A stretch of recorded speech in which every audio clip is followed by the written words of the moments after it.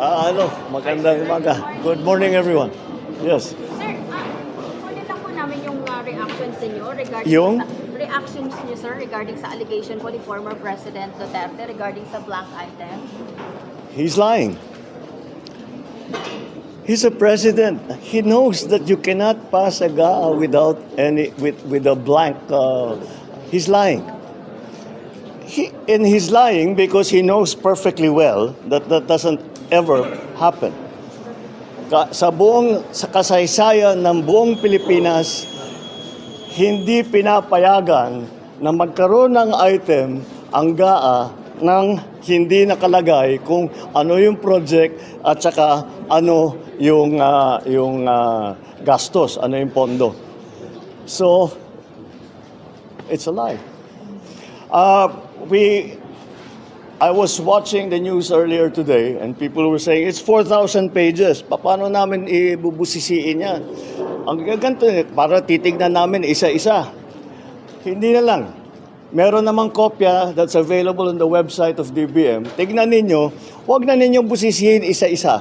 Hanapin nyo yung sinasabi nila na blank check.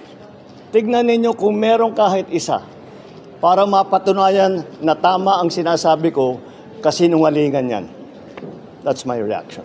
Sir, regarding po sa possible extension ni PNP Chief Marbil, meron po bang ganitong plano, sir?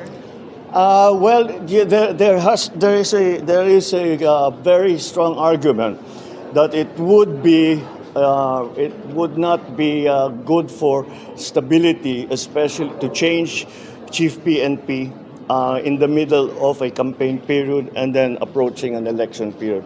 So pinag-aaralan namin, but I think that is probably a very strong argument to keep him on, at the very least until after the elections. All right. Sir, may recommendation po ang MMDA to shorten yung pasok sa government agencies sa Metro Manila to ease the traffic from 7 a.m. to 4 p.m. Yes, I saw that. Well, we're studying it. If it works, we'll do it.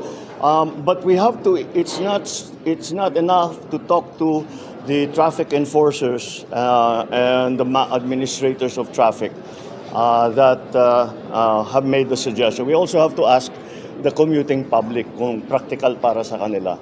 So if it turns out that everyone agrees to it, then I cannot see why it will be a problem.